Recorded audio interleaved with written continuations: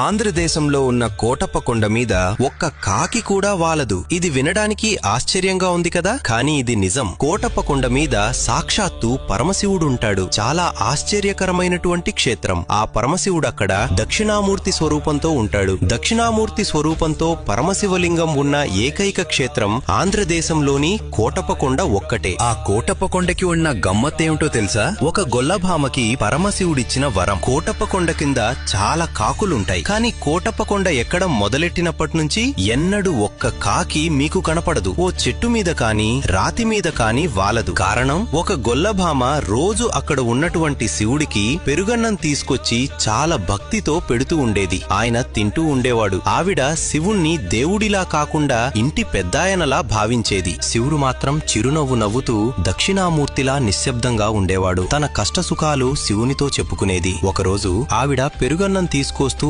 అలసిపోయి ఒక చెట్టు కింద సేద తీరుతూ ఉంటుంది. ఇంతలో ఒక కాకి వచ్చి వాలితే ఆ పెరుగుకుండ కింద పడిపోతుంది. అయ్యయ్యో, పైనున్న పెద్దాయనికి పెరుగు పట్టికెళ్తున్నాను. ఈ దిక్కుమాలిన కాకి వాలి పెరుగంతా కింద పడిపోయిందని బాధపడింది. పరమశివుడు వృద్ధ బ్రాహ్మణ రూపంలో కొండ మీద నుంచి కిందకి వస్తున్నట్టు కనిపించాడు. ఆవిడ దగ్గరకు వచ్చి శాంతంగా అన్నాడు, నీకొక వరం ఇస్తున్నానమ్మా. ఇక మీదట ఈ కొండ మీద ఎన్నడూ కాకులు వాలవు అని చెప్పి అక్కడి నుండి వెళ్లిపోతాడు. అంతే. ఆమె చిన్న బాధను పరమశివుడు శాశ్వత వరంగా మార్చేశాడు. అందుకే ఈ రోజుకి కూడా కోటప్ప కొండ మీద పగలు కాదు, రాత్రి కాదు, ఒక్క కాకి కూడా కనిపించదు. పరమశివుడిని భక్తితో కొలిస్తే చిన్న కోరికతో సహా తీర్చేస్తాడు.